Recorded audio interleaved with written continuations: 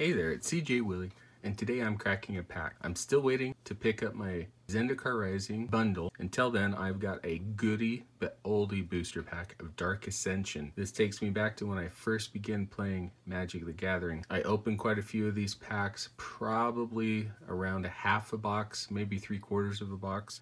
Anyway, let's get to cracking this pack. A lot of great cards that I could pull. Hopefully, I'll be able to get something really cool. First card out of the pack is Torch Fiend, 2 mana, 1 in red, Devil at 2/1. You can pay a single red mana, sacrifice Torch Fiend, destroy target artifact. I'm not a fan of Torch Fiend. It's pretty narrow, and there's a lot of better cards that I would rather play to take care of a pesky artifact.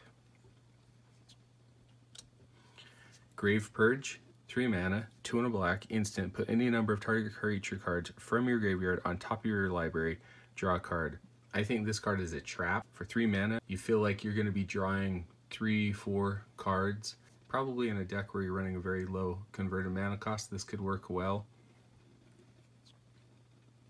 Neophyte C Kite, 4 mana, 3 and a blue, bird at 2/3. It has flash and flying. I think this card's okay. Limited. For 4 mana, you can flash it in at the end of turn. You've got a 2/3 bird that can block, but mainly you want to get in there for damage with flying. Wild Hunger, 3 mana, 2 and a green, instant. Target creature gets +3/+1 against trample until end of turn. Flashback for 3 generic and a red. Aggressive red-green deck. It's going to do quite a bit of work, giving your creature a bigger buff and trample. Flashback was a really cool mechanic in the Innistrad block. For most of the cards in Innistrad, they had a different color cost when playing Flashback. Ray of Revelation, 2 mana, 1 and a white, instant, destroy target enchantment. You can flash it back for a single green mana. In Limited, there were a few pesky enchantments running around. If you're in white and green, you could deal with multiple enchantments. Midnight Guard, 3 mana, 2 and a white, human soldier at 2/3. Whenever another creature enters the battlefield, untap Midnight Guard. Definitely a vigilance type trick. Second main phase, play a creature, untap Midnight Guard. If you happen to have a flash creature, this worked really well on defense as a gotcha against your opponent. Ulvenwald Bear, 3 mana, 2 and a green, bear at 2/2, has Morbid. When Ulvenwald Bear enters the battlefield, if a creature died this turn, put 2 +1/+1 counters on target creature. Morbid was a really cool keyword in the Innistrad block. There were a number of creatures or even spells that had a Morbid cost, so if something died, you got an added ability. Undying Evil, single black mana, instant. Target creature gains Undying until end of turn. This is one of my favorite cards out of Dark Ascension at common. I love playing this card. It actually is in a couple of my constructed modern decks, playing it with creatures that have entered the battlefield abilities. So the creature's going to come back. It's going to be bigger because it'll have a +1/+1 counter on it, and the enter the battlefield ability will trigger again.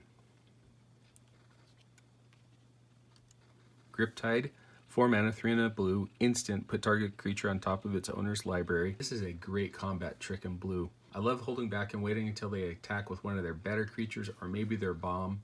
Play this, put it on top of their library, and they've got to wait another turn cycle to draw it. If they've cheated that card out, which was a big graveyard theme in the Innistrad block, simply set them back a turn, and it was going to be 2 turns until that bomb was going to attack again.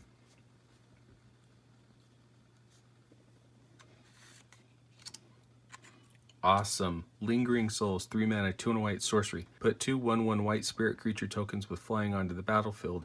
Flashback, 1 generic, 1 black. Lingering Souls is one of my favorite uncommons in Dark Ascension. I only have a couple to my name, so this is really cool that I was able to get it. It is an absurd card. For 3 mana, you get 2 1/1 white flyers. You flash it back for only 2 mana and you get 2 more 1/1 white flyers. 5 mana, you've got 4 bodies out there.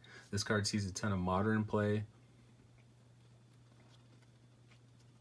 Bog Bone Flinger, 5 mana, 4 and a black, zombie at 2/2. When Bog Bone Flinger enters the battlefield, target creature gets -2/-2 until end of turn. This is in the theme of some of the precursors to Ravenous Chupacabra. You'd have a black creature enter the battlefield, usually second main phase, and it would take out a smaller creature, or based upon combat math, it could take out a bigger creature. It's a little bit on the weaker side. Definitely a card that in limited can do some work.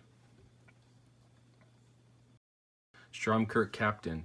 3 mana, 1 generic, 1 black, 1 red, Vampire Soldier at 2/2. First strike. Other vampire creatures you control get +1/+1 and have first strike. Had a cycle of 4 captains, if you will, that gave a buff to other creatures of the same type and had some added abilities.